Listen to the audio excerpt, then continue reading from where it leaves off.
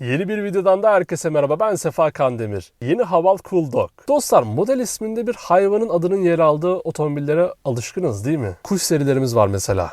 Doğan, Şahin, Serçe, Kartal. Ne kadar zarif ve aslında bir o kadar anlamlı. Peki bugün inceleyeceğimiz otomobilin adı ne? Cool Dog.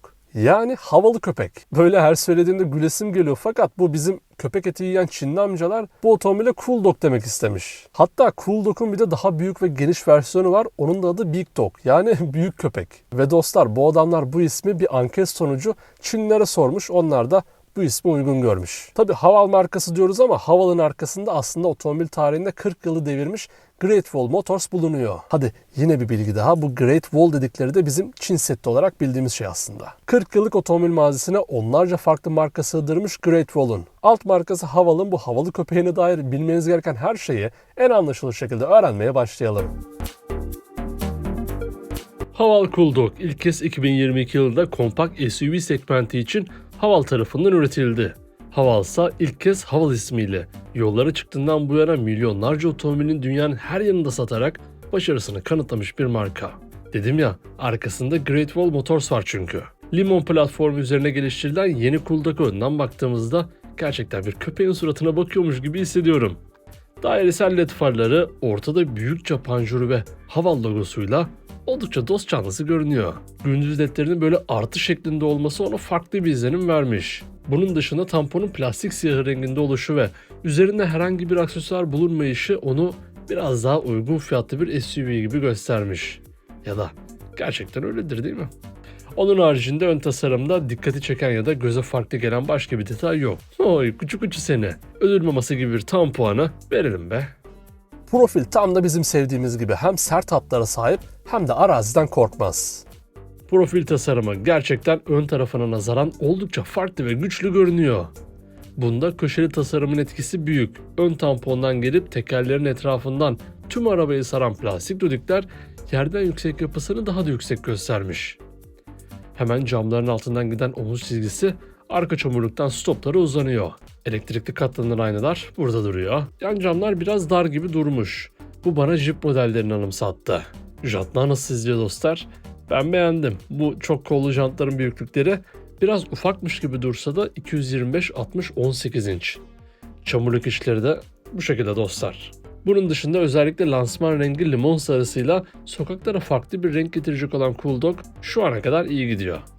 Kabul etmek gerekirse ön taraftaki o köpek suratlı tasarımdan arka tarafta pek bir eser yok. Yeni havalı kuşumuzun arkasına geçtiğimizde ne ön ne de profildeki tasarımdan bir aşinalık göremiyorum. Burada köşelerde oldukça büyük stoplar duruyor. Bunlar da farlar gibi artı şeklinde yanıyor. Şimdi evet, arabanın diğer bölgeleriyle arasında bir aşinalık yok ama tasarım çok özgün. Arazi aracı olduğunu da vurgulayan bu steplemsi parça bagaj kapağına yedirilmiş. Bu arada bu açılmıyor dostlar, sadece bu şekilde bir görsellik katmış. Öyle olunca arka cam biraz daha daralsa da görüş açısını tahmin ettiğimiz kadar daraltmamış.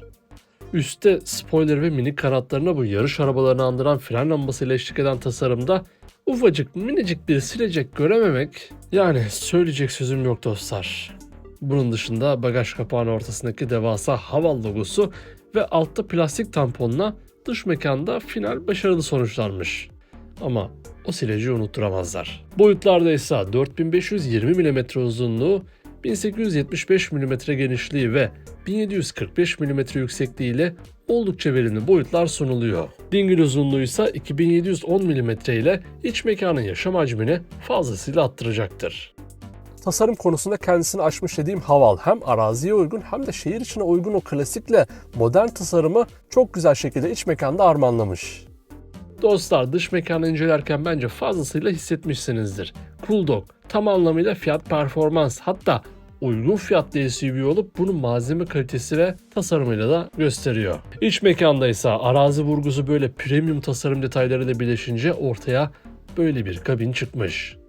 Elektrik destekli bu koltuklara otururken siz de bizi abone olmadan takip ediyorsanız aşağıdaki abone ol butonundan kanalımıza ücretsiz şekilde abone olarak büyük ailemizin bir üyesi olabilirsiniz. Cansınız. Bu koltuklar aslına bakılırsa bana biraz düz gibi geldi. Yani o böyle bakınca bile insanı saran koltuklardan ziyade uygun fiyatlı otomobillerde rastladığımız koltuklardan olması benden bir eksi aldı. Fakat koltuklarla ilgili bir sürpriz var. onu birazdan anlatacağım. Bu koltuklara oturduğunuzda tasarımıyla bana Janta modelini anımsatan direksiyon simidiyle karşılaşıyoruz. 3 kollu bir direksiyonun en çok tuttuğumuz kısımları fazlasıyla etine dolgun. Üzerindeki tuşlar sayesinde araçla ilgili tüm ayarları yapabildiğiniz bu direksiyonu ben beğendim. Gideri var. Direksiyonun hemen arkasında ise 12.3 inç büyüklüğünde tamamen dijital LCD ekran bulunuyor. Arabayla ilgili tüm bilgileri anlık olarak takip edebildiğiniz bu ekranın çözünürlüğü, renkleri ve grafikleri çok başarılı. Dedim ya, yüksek ve dik bir konsol var Cool kabininde. Bu yüksek konsolun merkezinde dik şekilde konumlanmış yine 12.3 inç büyüklüğünde dokunmatik multimedya ekranı bulunuyor. Klima kontrolü dahil olmak üzere aklınıza gelen gelmeyen tüm ayarları yapabileceğiniz bu ekranı da ben beğendim. Çünkü bazen markalar her işlevi doldurdukları bu ekrana gereken kaliteyi vermeyip kullanırken insanı rezil edebiliyor.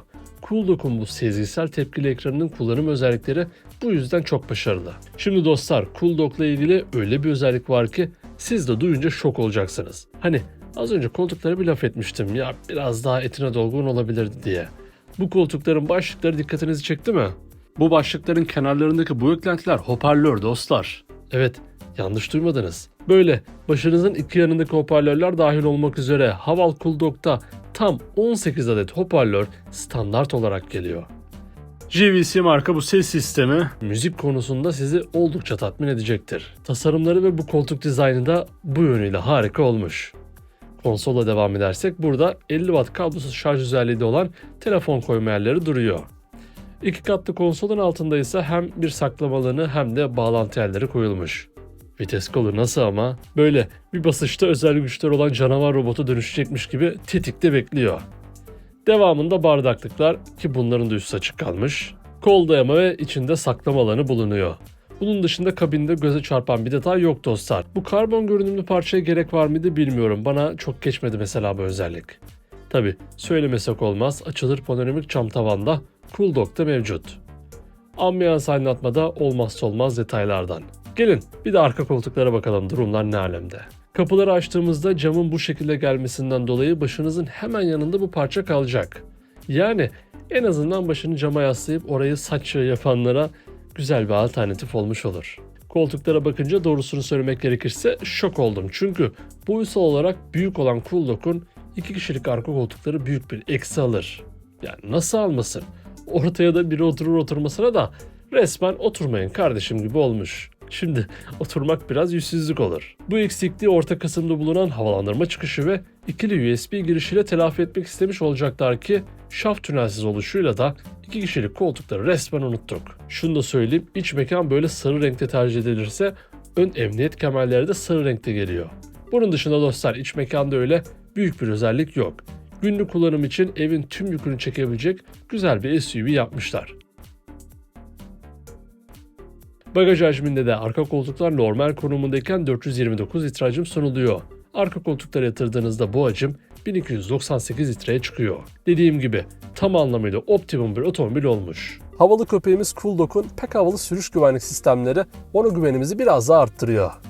Evet, dışarıdan bakınca hatta biraz daha içine girince bazı kısımlarda fiyat performans dedikleri cinsten bir köpekmiş gibi, arabaymış gibi durabilir. Fakat bunu siz de bilirsiniz ki köpekler dayanıklıdır, güçlüdür ve sahiplerini korumayı severler. Yeni Cool karoserinin %70'den fazlasını sıcak damgalama çelikten imal ediyor. Bu da olası kazalarda fiziken de bir koruma sağlar. Buna ek olarak içeride 6 adet hava yastığı da standart olarak sunuluyor. Bu hava yastıklarının iki önde, iki perde dedikleri cinsten kenarlarda ve ikisi şoför ve ön yolcu kapısında duruyor. Tabi bunlar pasif güvenlik özelliği denilen şeyler. Bir de aktif olarak teknolojiyle harmanlanmış güvenlik özellikleri var. O konuda da masraftan kaçmayan Haval yeni Cool Level 2 yani ikinci seviye sürücü destek asistanlarını donatmış. Bu özellik paketin içinde sizin gaza ya da frene basmanıza gerek bırakmayan dur kalk özellikli adaptif hız sabitleyici, buna ek olarak standart olarak sunulan ve ayarların hızda kalmanızı sağlayan hız sabitleyici, siz yolda ilerlerken kör noktanıza kalan araçları aynalar üzerindeki uyarı ışıklarıyla görmenizi sağlayan kör nokta uyarı sistemi, ki dostlar bu özelliğin bende hatırası başkadır. Hayatımda ilk kez W212 makyajsız E serisinde görmüştüm. O zamanlar tabii ufam biraz daha çok ilgimi çekmişti, çok mantıklı gelmişti. Her bahsedişimde ya da görüşümde de o günlere giderim. Gerçekten özel bir özellikti benim için. Bu da böyle bir anımdı. Kör noktaya ek olarak önden oluşabilecek kazalarda sesli olarak sizi uyaran önden çarpışma uyarısı, şerit dışında taşmanız durumunda sizi sesli olarak uyarıp tekrar şeridinize davet eden şerit takip asistanı, geri manevralarda herhangi bir şeye çarpmamanız için sizi sesli olarak uyaran geri park uyarısı ve bence tuhaf fakat işlevsel olabilecek bir özellik olarak sizin gittiğiniz yolun izini takip ederek siz geri vitesi taktığınızda onu size ekranda gösteren ters yön gidişi, park yerinden çıkarken yanınızdan geçen arabalara karşı kapınızı açmamanız için sizi uyaran kapı açma uyarısı. Tabi bir araba Çinli olunca artık standart bir özellikmiş gibi sunulan arabanın tamamen otonom şekilde kendini park etmesini sağlayan otonom park ve işi bir tık daha ileriye götürerek içinde siz yokken dahi park yerinden çıkabilmesini sağlayan uzaktan park asistanı Haval Cool Dock'un öne çıkan özellikleri arasında bulunuyor. Bunun dışında yine hoş detaylardan trafik işaretlerini tanıma sistemi, 360 derece panoramik kamera trafikte işlerinizi biraz daha kolaylaştırır. Tabi hep şehir içi özelliklerinden bahsettik. Haval Cool Dock tasmasını bıraktığınız kendini ormana atacak gibi dururken sürücü destek sistemlerine sadece yokuş iniş asistanı bulunuyor dostlar. Tamam, bu da en az yokuş kalkış kadar önemli, hatta yokuş kalkıştan çok daha mühim bir özellik. Özellikle otomatik vitesli yokuştan inenler ne demek istediğimi daha net anlayacaktır. Benzinli ve plug-in hibrit motor seçenekleriyle yüksek performansı birleştiren Cool Dock tam anlamıyla bize göre. Evet, geldik benim en çok heyecanlandığım kısma. Motor seçenekleri başlı başına efsane dostlar. Yüksüz şekilde 196 mm yerden yüksekliğe sahip olan Cool Dock, 21 derece yaklaşma ve 25 derece uzaklaşma açısına sahip. Bunları neden söyledim? Çünkü Cool Dock özellikle dışarıdan tam bir arazi arabası. Bu arazi özelliklerine de 4 tekerden çıkış yarışırdı değil mi? 4 çeker olan Haval Cool Dock'un kaputunun altında 1.5 litrelik turbo beslemeli 184 beygir güç, 275 Nm tork üreten motor yer alıyor. Şanzıman tarafında ise 7 ileri çift kavramı DCT tercih edilmiş. En fazla satacak olan ve ülkemizde olsa en ucuz olacak olan versiyon buydu dostlar. Bu motorun ayrıca bir de 150 beygirlik versiyonu var ama olmuşken 184 olsa hiç fena olmazdı. Ortalama yakıt tüketimi ise 9.6 litre olarak belirtilmiş. Yani fabrika verisi buralardaysa biraz yakıyor denebilir mi bilemedim. Ayrıca dostlar Cool Dock'ta ülkelere ve bölgelere göre değişiklik gösteren 2 litre hacminde benzinli ve 1.5 turbo motorun eşlik ettiği plug-in hibrit motor seçeneği de bulunuyor. Ve plug-in hibrit motorda sıkı durun 322 beygir güç üretildiği söyleniyor. Sahiden ben dahi inanmakta güçlük çekiyorum. Tork ise 530 Nm. Arazi arabasından bajaj yapacak kıvama geldik bir anda. Hadi hayırlısı. Peki tüm bu özelliklere ve bu havalı köpkeğe sahip olmanın bedeli nedir Sefa kardeşim dediğinizi duyar gibiyim. Haval Cool Dock şu an satışta olduğu Çin'de tüm bu saydığımız özellikleriyle birlikte 17.000 dolardan başlayan fiyatıyla alıcılarını bekliyor. 17.000 dolar, evet, şu an Avrupa'nın ucuz diye 20.000 euroya sattığı kapısı bacası olmayan arabalardan çok daha ucuz. Dostlar şimdi söz sırası sizde. Yeni Haval Cool Dock'u beğendiniz mi?